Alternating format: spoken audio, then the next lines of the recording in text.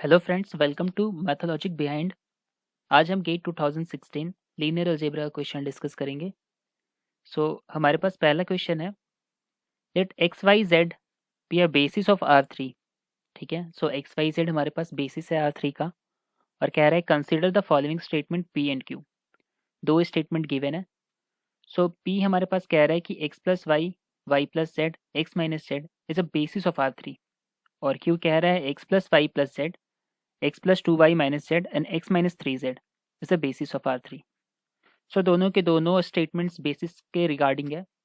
Which of the above statement hold. तो हमारे पास हमें सॉल्व करना होगा कि इनमें से कौन सा सही स्टेटमेंट है और कौन सा नहीं। तो देखिए, हमारे पास क्या है, यहाँ पे वेक्टर स्पेस R3 है, और R3 में हमारे पास क्या होना चाहिए, बेसिस है। तो लीनियरली इंडिपेंडेंट, 3 लीनियरली इंडिपेंडेंट होनी चाहिए, और अगर 3 लीनियरली इंडिपेंडेंट होगा तो वो ऑटोमेटिकली स्पैन कर देगा R3 को। तो बेसिकली हमारे पास यहाँ पे 3 वेक्टर्स गिवन है। हमें बस ये देखना है कि ये तीनों के तीनों वेक्टर्स आपस में अलाइ है या नहीं है। ठीक है, इसके लिए क्या करेंगे, सिंपल सा एक मैट्रिक्स बना लेते हैं। अगर हमें पी चेक करना है, x plus y, x plus y, y plus z और एक्स माइनस जेड, इसको अगर हमें चेक करना है बेसिस है या नहीं, तो हम सिंपली एक पी मैट्रिक्स बना लेंगे और डिटर्मिनेंट चेक कर लेंगे। अगर डिटर्मिनेंट नॉन जीरो हो गया तो हमारा ये सेट एल हो जाएगा।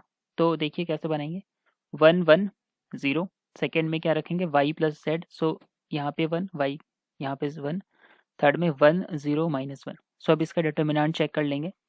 तो डिटर्मिनेंट क्या आएगा, 1 माइनस 1 प्लस 1, और यहाँ पे आएगा 1 माइनस 0।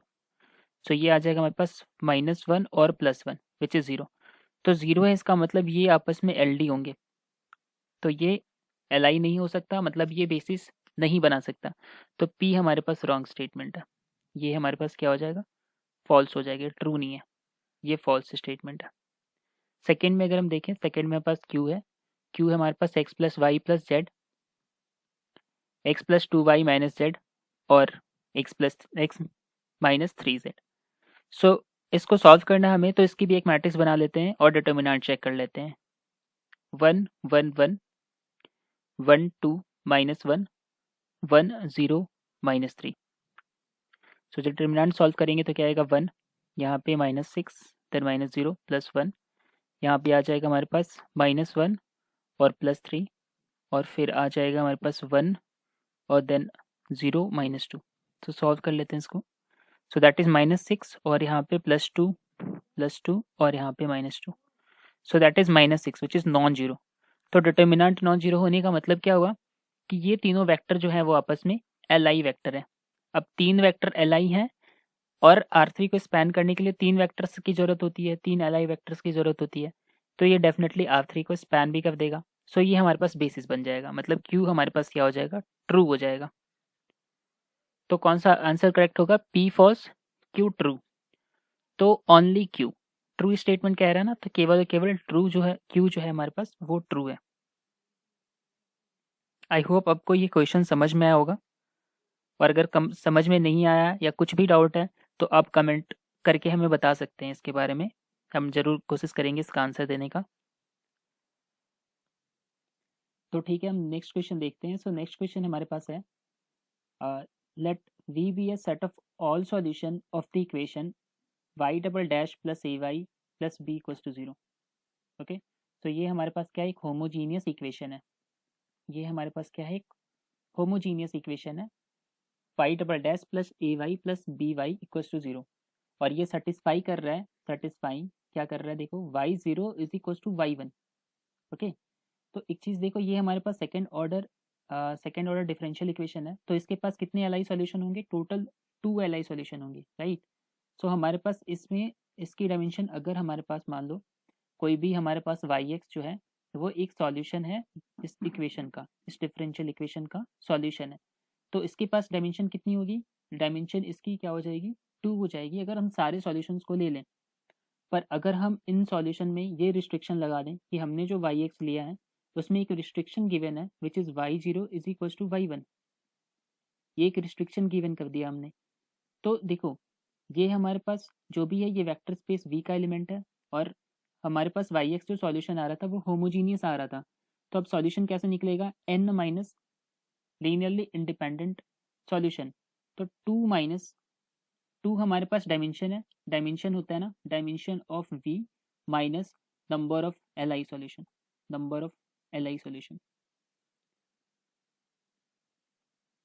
क्योंकि 2 डायमेंशनल डिफरेंशियल इक्वेशन है, ए और बी कुछ भी हो सकता है, ठीक है, पॉजिटिव रियल नंबर, तो हम मान के चल सकते हैं कि इसके पास 2 एल आई सोल्यूशन होगा, तो डायमेंशन ऑफ वी हमारे पास क्या हो जाएगा, 2 हो जाएगा, पर number of L I solution minus भी करना पड़ेगा। अब देखो ये जो हमारे पास रिस्ट्रिक्शन दिया है, number of L I restriction भी कह सकते हो, number of L I solution भी कर सकते हो, ठीक है। सो रिस्ट्रिक्शन जो गिवन होता है उसके एल आई सोल्यूशन को हम देखते हैं, तो रिस्ट्रिक्शन क्या गिवन है, y zero is equal to y one, है ना, तो कितने रिस्ट्रिक्शंस आ सकते हैं, रिस्ट्रिक्शंस एक आ सकता है, तो 2 में से 1 करोगे तो हमारे पास वैल्यू क्या आ जाएगा, 1 आ जाएगा। तो इसका मतलब ये देखो सिंपली सॉल्व हो गया, इसमें कुछ भी मतलब हमारे पास ज़्यादा एक्स्ट्रा करने की ज़रूरत नहीं है। आप ए की वैल्यू बी की वैल्यू कुछ सब वैल्यू ले करके भी इसको सॉल्व कर सकते हो, पर ये डायरेक्ट ऐसे भी सॉल्व कर सकते हो आप, है ना। तो इसकी वैल्यू क्या हो जाएगी, 1 हो जाएगी, इसकी वैल्यू 1 हो जाएगी, ठीक है। हमने क्या यूज़ किया है, होमोजीनियस सिस्टम का सॉल्यूशन कैसे फाइंड आउट करते हैं उसके कॉन्सेप्ट को यहाँ पे हमने अप्लाई किया और यहाँ से सॉल्यूशन निकाला है, ठीक है। होप आपको ये समझ आ गया होगा, ठीक है। सो हम नेक्स्ट क्वेश्चन की ओर बढ़ते हैं। नेक्स्ट क्वेश्चन है हमारे पास, consider the following statement P and Q. यहाँ पे हमारे पास 2 स्टेटमेंट गिवन है, पी और क्यू गिवन है। पी गिवन है हमारे पास कि एक कोई मैट्रिक्स गिवन है और देन पूछ रहे हैं कि ये मैट्रिक्स सिंगुलर है या नहीं, ठीक है। दूसरे हमारे पास स्टेटमेंट गिवन है कि देयर एग्जिस्ट है unitary matrix which with an eigen values lambda such that lambda जो है वो लेस देन 1 है, मतलब ऐसी यूनिटरी मैट्रिक्स जिसकी आइगन लैम्डा की आइगन वैल्यूज लेस देन 1 है। चलो सॉल्व करते हैं और हमें बताना है कि इनमें से कौन सा स्टेटमेंट ट्रू है, तो ट्रू स्टेटमेंट देखना है।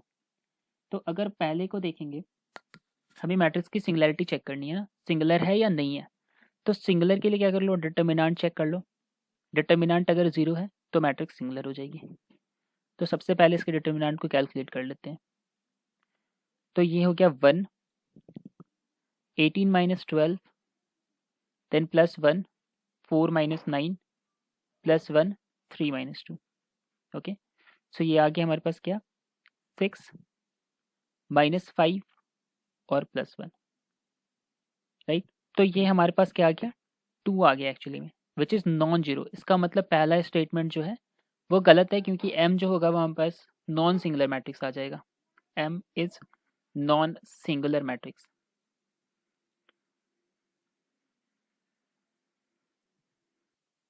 तो ये हमारे पास फॉल्स हो गया स्टेटमेंट। सेकेंड स्टेटमेंट थोड़ा चेंज है, let me correct this statement. तो सेकेंड स्टेटमेंट क्या है वो मैं अभी लिख दे रहा हूँ। सेकेंड स्टेटमेंट हमारे पास है, late S be a diagonalizable matrix, S be a diagonalizable matrix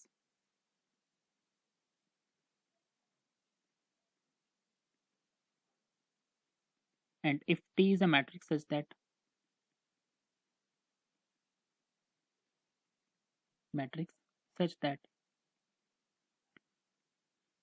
S plus 5T is equals to identity, then T is diagonalizable.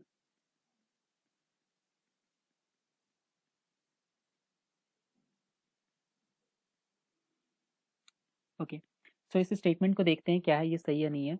So S हमारे पास क्या गिवन है, एस हमारे पास गिवन है डायगोनलाइजेबल मैट्रिक्स, ओके। तो हमें पता करना है कि पी हमारे पास डायगोनलाइजेबल होगा या नहीं। तो देखो, अगर एस डायगोनलाइजेबल मैट्रिक्स है तो definitely P inverse S P जो होगा वो डी होगा, है ना, क्योंकि डायगोनलाइजेबिलिटी की कंडीशन से हम ये लिख सकते हैं कि पी इनवर्स एस पी जो होगा वो डी होगा। अब हमें यहाँ चेक करना है कि टी भी डायगोनलाइजेबल है या नहीं है। तो देखो यहाँ से एस प्लस 5T क्या है हमारे पास, आइडेंटिटी है, ओके। तो यहाँ से टी सबसे पहले कैलकुलेट कर लेते हैं। सो 5T जो होगा, 5T जो है हमारे पास वो होगा आई माइनस आइडेंटिटी माइनस एस, और टी जो होगा वो हो जाएगा 1/5 times of identity minus S, ठीक है, ये होगा। क्योंकि हमारे पास देखो एस जो है वो डायगोनलाइजेबल मैट्रिक्स है, तो क्या कर रहे हैं हम, इसी पी से मल्टीप्लाई कर रहे हैं, ठीक है। पी इनवर्स टी पी करना चाह रहे हैं। तो P inverse 1/5 I minus S of P अगर हम करेंगे तो देखो क्या होगा, ये ओपन हो जाएगा, ठीक है। तो 1/5 बाहर पी इनवर्स आई पी और फिर minus 1/5 P inverse S P, ठीक है। ये हो जाएगा हमारे पास 1/5 पी इनवर्स आई पी क्या होगा, आइडेंटिटी मैट्रिक्स है ना, आइडेंटिटी मैट्रिक्स में पी इनवर्स ऑफ पी करोगे तो ये टोटल आइडेंटिटी ही बनेगा, है ना। और फिर -1/5 और ये क्या हमारे पास डायगोनल मैट्रिक्स। तो अगर हम 1/5 आई माइनस डी करें, देखो आइडेंटिटी भी एक डायगोनल मैट्रिक्स है और डी भी कोई एक डायगोनल मैट्रिक्स है, ठीक है। तो आई माइनस डी करेंगे तो ये भी एक डायगोनल मैट्रिक्स होगा और जब 1/5 से मल्टीप्लाई करोगे तो ये भी एक डायगोनल मैट्रिक्स होगा। तो लेट्स से डी डैश, तो ये भी क्या हो गया, एक डायगोनल मैट्रिक्स हो गया। तो हमें ऐसा पी मिल गया, पी इनवर्स टी पी, कि यहाँ पे ये डी डैश हो गया, मतलब डायगोनल मैट्रिक्स हो गया। तो इसका मतलब टी जो होगा वो क्या हो जाएगा, डायगोनलाइजेबल हो जाएगा, ठीक है। इसका मतलब हमारे पास जो सेकेंड स्टेटमेंट है वो ट्रू स्टेटमेंट है इसमें। तो क्यू जो स्टेटमेंट है वो ट्रू स्टेटमेंट है, ठीक है। ये क्या हमारे पास ट्रू स्टेटमेंट है। तो क्या हो जाएगा आंसर, ओनली क्यू। तो सी ऑप्शन जो है वो हमारे पास इसमें करेक्ट हो जाएगा। आई होप आपको समझ में आया होगा। हमने बस उस पी मैट्रिक्स का यूज़ किया जिससे एस डायगोनलाइजेबल हो रहा है क्योंकि हमारे पास गिवन था, और फिर उसी के यूज़ करके हमने ये शो कर दिया कि टी भी डायगोनलाइजेबल है, ठीक है। अब हम नेक्स्ट क्वेश्चन की ओर बढ़ते हैं। सो नेक्स्ट क्वेश्चन हमारे पास है कि consider real vector space V, एक रियल वेक्टर स्पेस वी है जिसकी डायमेंशन n है। तो देखो क्या हमारे पास डायमेंशन ऑफ वी जो है वो हमारे पास n है, और non zero linear transformation T जो है वो नॉन जीरो लीनियर ट्रांसफॉर्मेशन है। इसके कहने का मतलब वो ये हुआ कि इसके करस्पॉन्डिंग जो आप मैट्रिक्स बनाओगे वो जीरो मैट्रिक्स नहीं होगी, वो नॉन जीरो मैट्रिक्स होगी, ठीक है। तो वी की डायमेंशन n है और नॉन जीरो लीनियर ट्रांसफॉर्मेशन है हमारे पास, और साथ में डायमेंशन ऑफ टीवी क्या दिया, dimension of TV is less than n, ठीक है। Dimension of TV is less than n और गिवन है साथ में T square is equal to lambda T, और यहाँ पे लैम्डा जो है वो नॉन जीरो है ना, मतलब r माइनस जीरो गिवन है, तो लैम्डा हमारे पास नॉन जीरो है। Then which of the following statement is true, तो इनमें से कौन सा स्टेटमेंट ट्रू होगा, है ना। इनमें से कौन सा स्टेटमेंट ट्रू होगा ये हमें देखना है, ये हमें बताना है। एक चीज देखो यहाँ से, डायमेंशन v का n है, ओके। सो यहाँ पे एक वेक्टर स्पेस, यहाँ पे हमने एक वेक्टर स्पेस अज्यूम करा, ये ट्रांसफॉर्मेशन है हमारे पास, ओके। और क्या गिवन है हमारे पास, देखो। सो डायमेंशन ऑफ टी क्या होता है, डायमेंशन ऑफ टी, अगर हम dimension of T V calculate कर रहे हैं, मतलब हम यहाँ पे अगर कोई वेक्टर स्पेस यहाँ पे वी लिया हमने, तो अंडर ट्रांसफॉर्मेशनल इमेज यहाँ पे टी वी आएगा, है ना, मतलब हम रेंज कैलकुलेट कर रहे हैं। तो डायमेंशन ऑफ टी वी अगर अगर लेस देन n है तो इसका मतलब क्या होगा कि रेंज स्पेस ऑफ टी जो होगा वो लेस देन n होगा, क्योंकि टीवी जो है वो एक्चुअली में रेंज स्पेस का ही सेट होता है और इसकी डायमेंशन का मतलब वो रेंज स्पेस की डायमेंशन। तो रेंज स्पेस की डायमेंशन मतलब जो आपकी रेंज ऑफ टी है वो लेस देन n होगा। और रैंक नलिटी थ्योरम से आप क्या कह सकते हो कि null space of T plus rank of T should be equal to dimension of V. Dimension of V क्या हमारे पास n है, ये लेस देन n है, तो पक्का नल स्पेस ऑफ टी जो होगा वो ग्रेटर देन इक्वल टू 1 होगा, ठीक है। नल स्पेस जो है वो ग्रेटर देन इक्वल टू 1 होगा। आई थिंक यहाँ तक समझ में आ रहा होगा। सो नल स्पेस जब 1 या 1 से बड़ा है इसका मतलब क्या होगा, zero is an eigen value, एक आइगन वैल्यू जीरो जरूर होगा, है ना, अदरवाइज ये पॉसिबल नहीं हो सकता है। सारी आइगन वैल्यूज नॉन जीरो होंगी तो इसका मतलब मैट्रिक्स जो होगा वो नॉन सिंगुलर मैट्रिक्स होगा, और नॉन सिंगुलर मैट्रिक्स की नलिटी क्या होती है, कर्नल क्या होता है, सिंगलटन जीरो, है ना। तो पक्का एक आइगन वैल्यू जो है वो नॉन जीरो है, जीरो है, और यहाँ पे एक आइगन वैल्यू नॉन जीरो भी है, ये भी गिवन हो रहा है यहाँ से देखो। T square is equal to lambda T से ये गिवन हो रहा है हमारे पास। तो इसको आगे फर्दर चेक करते हैं। देखो इसमें डिटर्मिनेंट कह रहा है, डिटर्मिनेंट जो है lambda raise to the power n, मतलब ये कह रहा है कि लैम्डा जो भी है उसकी पावर n करेंगे वो हमको डिटर्मिनेंट मिलेगा, पर लैम्डा क्या नॉन जीरो, और नॉन जीरो एलिमेंट का हम पावर अगर करेंगे तो वो नॉन जीरो ही आएगा। तो इसका मतलब क्या है कि सारी आइगन वैल्यूज नॉन जीरो हो गई फिर तो, पर एक आइगन वैल्यूज हम यहाँ पे क्या फाइंड आउट कर रहे हैं, जीरो। तो पक्का डिटर्मिनेंट क्या है, नॉन जीरो तो नहीं हो सकता, जीरो होगा। इसका मतलब ए जो है वो सही नहीं है हमारे पास, ठीक है। और अगर जीरो आइगन वैल्यूज हो गया तो इन्वर्टिबल भी नहीं होगा मैट्रिक्स, है ना, तो ये भी गलत। थर्ड डी ऑप्शन देखो, डी ऑप्शन कह रहा है lambda is the only eigen value of T, पर जीरो भी तो एक आइगन वैल्यू है, जीरो भी एक आइगन वैल्यू है, लैम्डा भी एक आइगन वैल्यू है ना। तो लैम्डा ही केवल नहीं है, जीरो भी आइगन वैल्यूज है, तो डी भी इनकरेक्ट स्टेटमेंट है। तो हमारे पास बी करेक्ट स्टेटमेंट होगा। कैसे करेक्ट होगा वो भी देख लो। There exist non trivial subspace v1 of v such that t of x is equal to zero. Definitely आपके पास जो नलिटी आ रही है उसी की तो बात कर रहे हैं ना। There exist non trivial subspace जहाँ पे वो जीरो पे मैप हो जाए, तो मतलब आप नल स्पेस की बात कर रहे हैं, और नल स्पेस आपका पक्का नॉन ट्रिवियल है क्योंकि नल स्पेस जो है वो ग्रेटर देन इक्वल टू 1 है, तो वो नॉन ट्रिवियल सबस्पेस हो जाएगा। तो इसलिए बी करेक्ट आंसर है। आई होप आपको ये क्वेश्चन समझ में आया होगा। अगर कोई भी डाउट है तो आप कमेंट सेक्शन में पूछ सकते हैं, ठीक है। सो हम नेक्स्ट क्वेश्चन की ओर चलते हैं। नेक्स्ट क्वेश्चन है हमारे पास, let C naught is equals to वो सारी सीक्वेंस जो कि रियल नंबर से आ रही हैं और जो जीरो पे कन्वर्ज हो रही हैं, मतलब ऐसी सीक्वेंस, रियल सीक्वेंस जो जिनकी लिमिट जीरो है, वैसे सीक्वेंस का कलेक्शन हमने सी जीरो मान के रखा है। और एम जो है, एम में वैसी सारी सी जीरो की सीक्वेंस ले रहे हैं जो इस इक्वेशन को सेटिस्फाई कर रहा है, ठीक है। तो मतलब क्या हो गया, यहाँ पर हमारे पास एक रिस्ट्रिक्शन है और हमसे पूछा जा रहा है डायमेंशन ऑफ सी जीरो में से M, C zero by M dimension पूछा जा रहा है। तो देखो क्या है, dimension of C zero by M का मतलब क्या हुआ कि सबसे पहले तो आप डायमेंशन ऑफ सी जीरो ले लो और उनमें से एम की डायमेंशन माइनस कर दो, है ना, क्योंकि क्योंकि एम जो है वो एक सबसेट है सी जीरो का, तो इसलिए ये फॉर्मूला आप लगा सकते हो।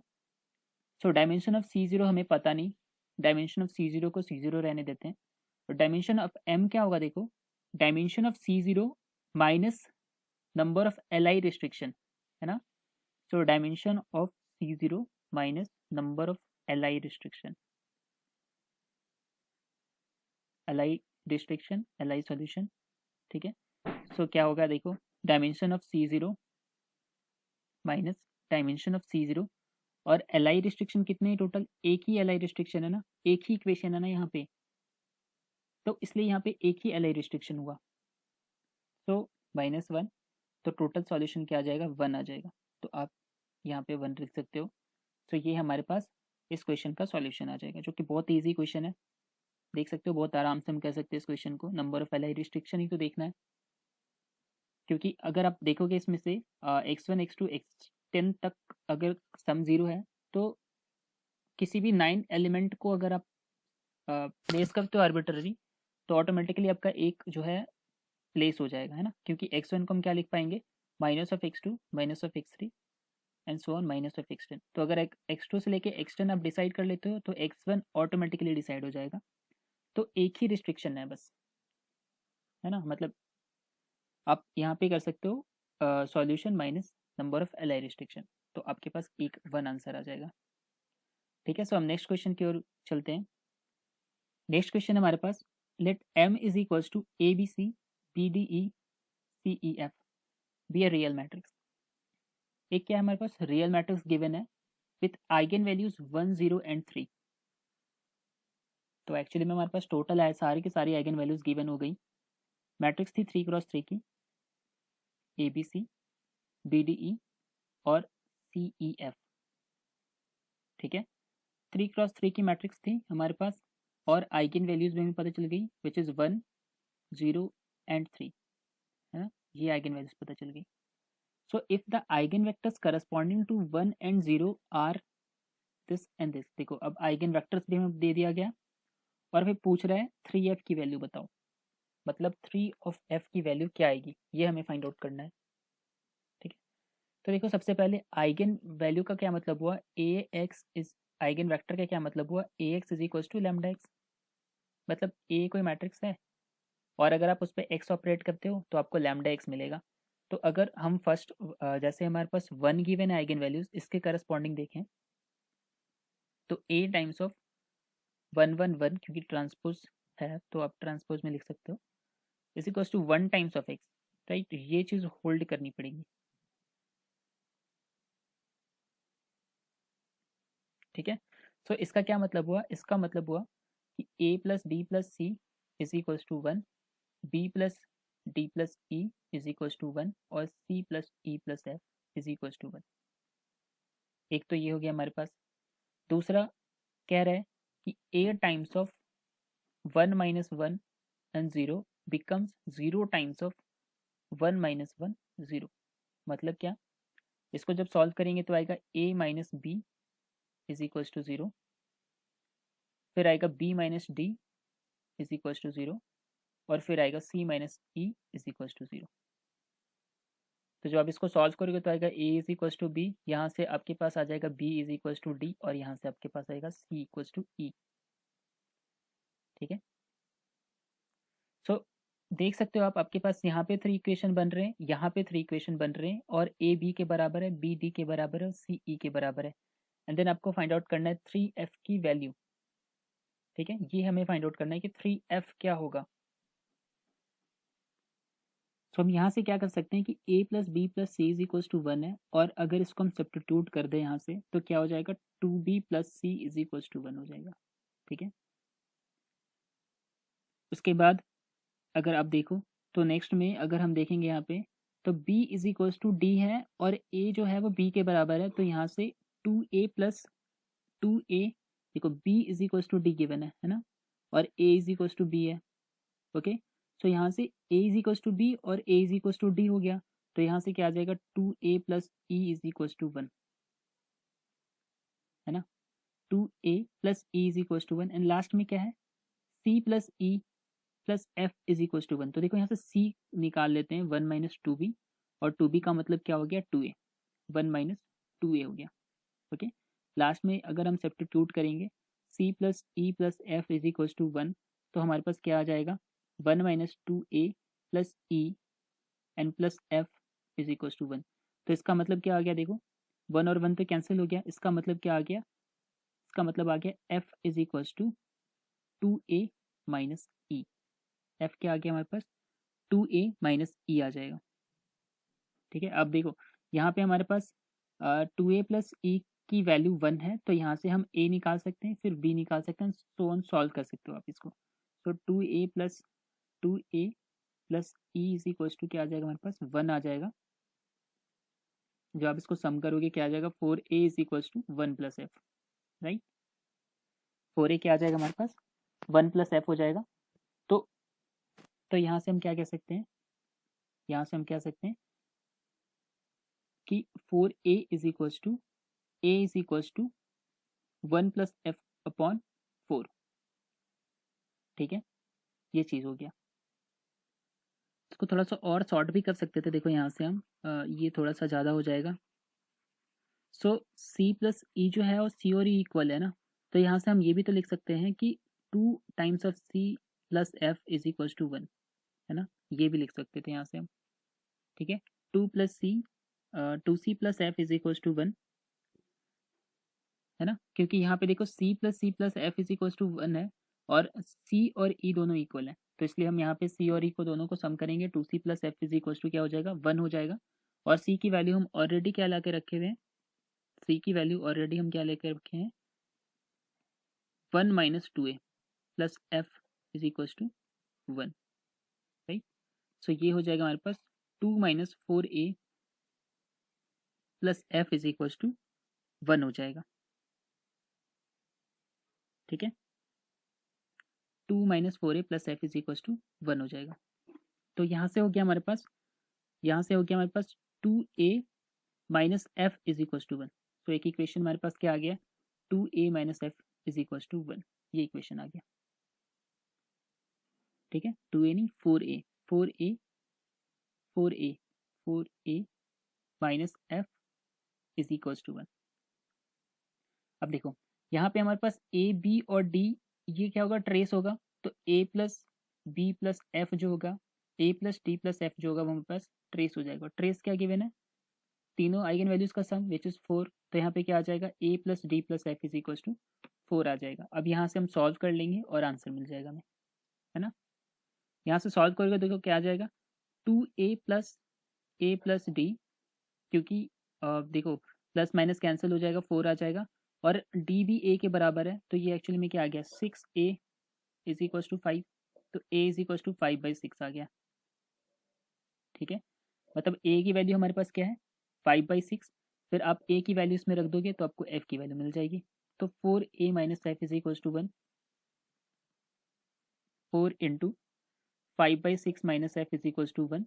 तो अब जब सॉल्व करोगे तो f इज इक्वल टू क्या आ जाएगा, 20/6 minus 1 which is 14/6, that is 7/3। तो ये आ गया। अब 3 जब मल्टीप्लाई कर दोगे f में तो आ जाएगा 3 इंटू 7/3, तो 7 आंसर आ जाएगा। तो आप इसका आंसर क्या लिख सकते हो, 7 लिख सकते हो। ये थोड़ा कैलकुलेटिव है क्वेश्चन, आपको अरेंज करना पड़ेगा और आपको फिर फाइंड आउट करना पड़ेगा वैल्यू, ठीक है। सो इसका आंसर क्या आ जाएगा, 7 आ जाएगा। आप देख सकते हो इसको एक बार अच्छे से। नेक्स्ट क्वेश्चन की ओर आते हैं। सो नेक्स्ट क्वेश्चन हमारे पास है m इज इक्वल टू 110,011,001 और एक्सपोनेंशियल हमें फाइंड आउट करना है। Exponential e raise to the power m bij then this, ठीक है। अब एक चीज देखो, यहाँ पे अगर हम देखेंगे कि summation of B I J कर रहे हैं और j is equal to 1 to 3 और i is equal to 1 to 3, इसका मतलब क्या होगा, टोटल एलिमेंट का ही सम कर दे रहे हैं। अगर आप इसको देख पाओ तो ये बन रहेगा, है ना, टोटल एलिमेंट का सम बन जाएगा। तो हमें क्या करना है, total L B I J calculate करना है और फिर 1/e से डिवाइड कर देना है। तो ये इसके बराबर आ जाएगा, है ना। तो हमें एक्सपोनेंशियल एक्चुअली में निकालना है इस एम मैट्रिक्स का। तो कैसे निकालेंगे, देखो एम मैट्रिक्स में एक चीज़ है कि ये 1 1 0 0 1 1 और 0 0 1 है। अगर हम इसमें से आइडेंटिटी मैट्रिक्स अलग कर लेते हैं, ठीक है, 1 1 1, अगर ये मैट्रिक्स हम अलग कर लेंगे तो हमारे पास क्या बनेगा, इसमें बचेगा हमारे पास 0 1 0 0 0 1 और 0 0 0। अब ये एक नीलपोटेंट मैट्रिक्स बन गया और ये एक आइडेंटिटी मैट्रिक्स बन गया। सो अब हमें काफ़ी आसानी होगा इसको फाइंड आउट करने में, ठीक है। देखो कैसे, so e raise to the power m का क्या मतलब हुआ, e raise to the power i plus n। इसका मतलब क्या हुआ, e raise to the power i into e raise to the power n। E raise to the power i का क्या मतलब हुआ, i plus i square upon factorial 2, ठीक है। सबसे पहले ये हमारे पास क्या आ जाएगा, आइडेंटिटी एक बाहर पहले आ जाएगा, फिर हम एक्सपेंशन लगाएंगे ना, ऐसा कुछ आ जाएगा, है ना। तो जब आप आइडेंटिटी करोगे तो आइडेंटिटी मैट्रिक्स ही आएगा। तो हर जगह पे क्या आएगा, आइडेंटिटी का क्यू करोगे, आइडेंटिटी का स्क्वायर करोगे, तो हर जगह पे क्या आएगा, आइडेंटिटी की मैट्रिक्स आएगी। आइडेंटिटी का क्यू करो, स्क्वायर करो एंड सो ऑन। तो जब आप यहाँ से आइडेंटिटी कॉमन लोगे तो आपके पास क्या आएगा, 1 + 1 + 1/2 factorial + 1/3 factorial and so on. पर ये क्या होता है, ये तो ई होता है। तो ये हमारे पास क्या होगा, आइडेंटिटी इंटू ई। इसका मतलब ये जो मैट्रिक्स आएगा ये हमारे पास मैट्रिक्स आएगा ई ई ई, है ना, ये मैट्रिक्स आएगा। अब हमें इसके बाद निकालना है e raise to the power n. देखो e raise to the power n निकालना बहुत आसान है, कैसे वो मैं बता रहा हूँ।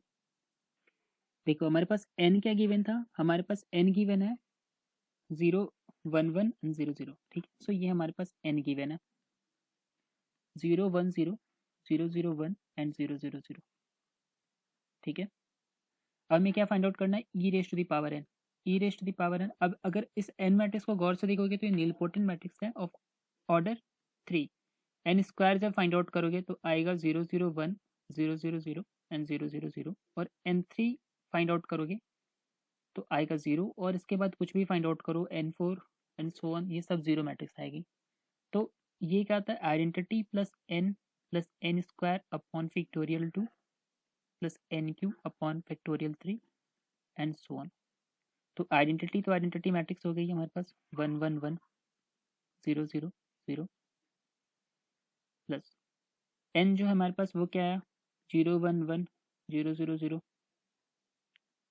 सॉरी यहाँ पे 0 है, यहाँ पे 1 है, और फिर एन स्क्वायर जो आया वो हमारे पास आएगा 0 0 1 और इसके बाद की सारी टर्म 0 होंगी अपॉन 1 अपॉन 2 फैक्टोरियल और फिर बाकी की सारी 0 मैट्रिक्स। ये 0 मैट्रिक्स एक्चुअली 3x3 की, बाकी सब 3x3 की 0 मैट्रिक्स आएंगी। तो जो हमारे पास सम आएगा वो क्या आएगा, देखो 1 1 1/2, फिर आएगा 0 1 1, देन आएगा 0 0 1। ठीक है, ये मैट्रिक्स आएगी। हमें फाइंड आउट करना था e raise to the power m। e raise to the power m क्या था, e इंटू ये, और ये मैट्रिक्स क्या थी हमारे पास e इंटू ई, और फिर ये मैट्रिक्स हमारे पास थी आई है 1 1 हाफ 0 1 1 और 0 0 1। ठीक है, अब मल्टीप्लाई करके सम कर देना है और फिर 1 अपॉन ई से डिवाइड कर देना है। मल्टीप्लाई कर लेते हैं, तो ये आ जाएगा हमारे पास e, फिर सेकंड में हमारे पास आ जाएगा 0, फिर थर्ड में हमारे पास 0 आ जाएगा एंड देन सो ऑन। ये आ जाएगा अगेन e, फिर ये आ जाएगा e यहाँ पे, फिर यहाँ पे 0 and than half e plus फिर e एंड देन e। तो आप जब सम करोगे तो क्या आएगा, इस मैट्रिक्स का सम कितना आ रहा है, मतलब सारे summation of i is equals to 1 to 3 और j is equals to 1 to 3 bij। इसका मतलब क्या हुआ, सारे वैल्यूज को सम कर देना है ना। ठीक है, सो ये हमारे पास क्या आएगा 3e 5e 5 and half e। Okay, तो ये हमारे पास टोटल हो जाएगा, ये हमारे पास हो जाएगा 5 प्लस हाफ e, है ना। तो this is equals to 5 plus half e। अब जो हमें सॉल्यूशन में चाहिए वो हमें क्या चाहिए, 1 अपॉन ई से डिवाइड कर देना है। तो 1 upon e into 5 plus half e, तो answer is 5 and half. Answer क्या आ जाएगा हमारे पास 5 एंड हाफ विच इज 5.5। ठीक है, सो 5.5 इज द करेक्ट आंसर। तो आप देख सकते हो इसको सॉल्व करने का, अगर आप इसको आइडेंटिटी और नीलपोटेंट मीनिंग चेंज करते तो आसानी से नहीं हो पाता, फिर ये काफ़ी कॉम्प्लिकेटेड हो जाता है ना। तो ये एक्सपोनेंशियल मैट्रिक्स को सॉल्व करने का हमारे पास बहुत सारे तरीके हैं, जैसे आप तो एक एक्सपोनेंशियल लगा के सॉल्व कर सकते हो, दूसरा आप सॉल्व कर सकते हो बाय कैरेक्टरिस्टिक्स इक्वेशन से और आइगन वैल्यूज से। ठीक है, तो ये इसमें ज़्यादा इजी है, सुटेबल है, तो आप इसको अप्लाई कर सकते हैं। आई होप आपको ये वीडियोस अच्छा लगा होगा, और अगर आपको ये वीडियोस अच्छा लगा तो प्लीज़ हमें कमेंट करके बताएं, हमारे वीडियोस को लाइक करें और चैनल को सब्सक्राइब करें। हम ऐसे ढेर सारे क्वेश्चंस लाते रहेंगे गेट के एग्ज़ाम्स के लिए आपके, तो कृपया हमारे चैनल को लाइक करें, कमेंट करें और सब्सक्राइब करें। Thank you.